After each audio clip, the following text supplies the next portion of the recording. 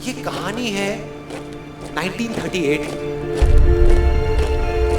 कैरली नाम के एक आदमी की, हंगेरियन आर्मी में, और वो उस कंट्री का बेस्ट पिस्टल शूटर था।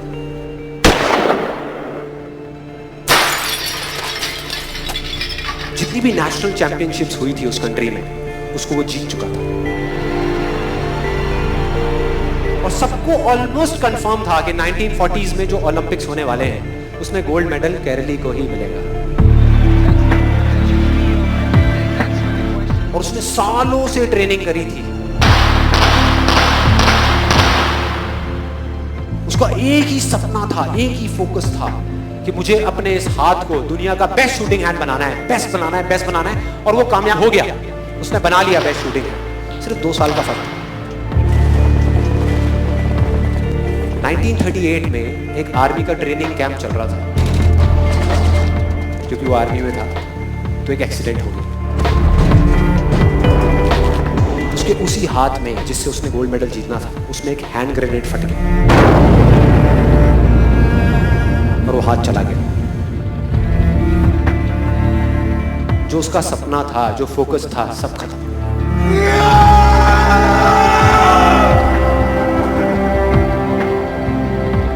उसके पास 2 रास्ते थे। एक तो ये कि वो बाकी की पूरी जिंदगी रोता रहे और कहीं जा करके छुप जाए, या अपना जो गोल था जिस पे उसने फोकस किया हुआ था उसको पकड़ करके रखे।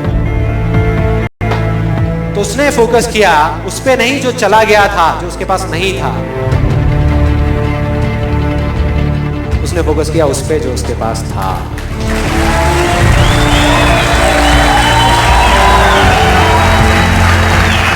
जो उसके पास था, और क्या था उसके पास में? एक लेफ्ट हैंड, एक ऐसा हाथ जिससे वो लिख तक नहीं सकता था। 1 महीने तक उसका हॉस्पिटल में इलाज चला इस हाथ के लिए, और सही 1 महीने बाद अपनी ट्रेनिंग शुरू करती इस हाथ के लिए।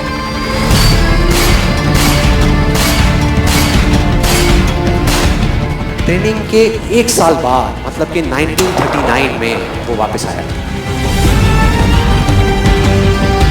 नेशनल चैंपियनशिप्स हो रही थी वहीं पे हंगरी में, और बाकी भी बहुत सारे पिस्टल शूटर्स थे वहां पे।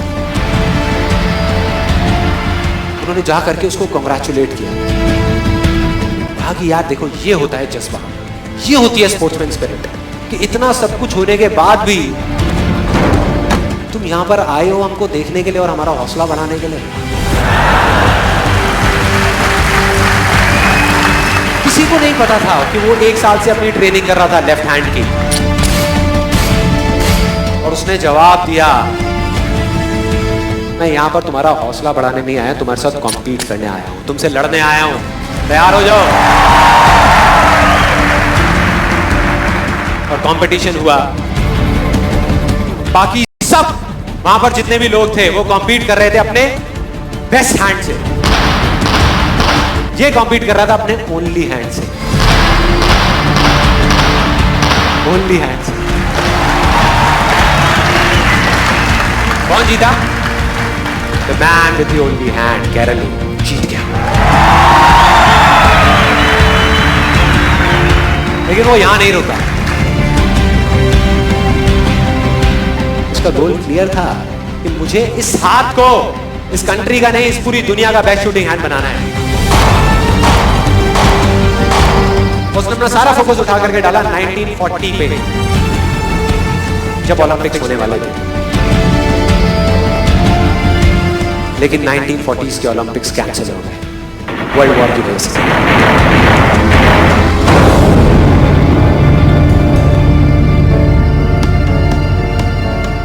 उसने अपना सारा फोकस उठा करके कहां डाल दिया?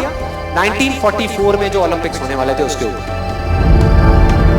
और 1944 में जो ओलंपिक्स होने वाले थे वो भी कैंसिल हो गए वर्ल्ड वॉर की वजह से। फिर से कैंसिल।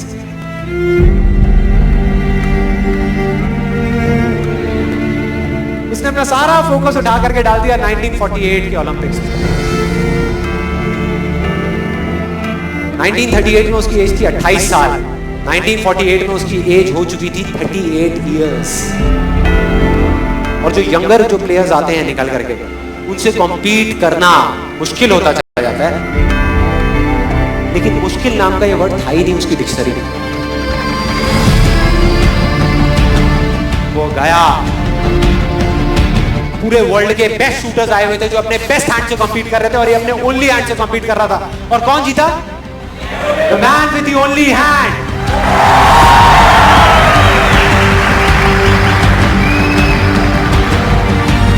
लेकिन वो तब भी नहीं रुका। 1952 ओलंपिक्स, दोबारा कॉम्पीट किया उसने, और इस बार गोल्ड मेडल कौन जीता? कैरल ली। 4 साल बाद दोबारा से, और पूरी की पूरी हिस्ट्री को बदल के रख दिया ओलंपिक्स। इस पर्टिकुलर कंपटीशन में उससे पहले किसी भी एथलीट ने लगातार 2 गोल्ड मेडल्स नहीं जीते।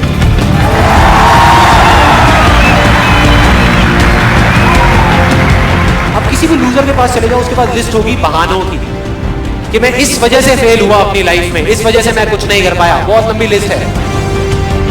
और दूसरी तरफ विनर के पास चले जाओ, उसके पास में 1000 वजह होगी वो ना करने की जो वो करना चाहता है, सिर्फ एक वजह होगी वो करने की जो वो करना चाहता है, और वो कर जाएगा।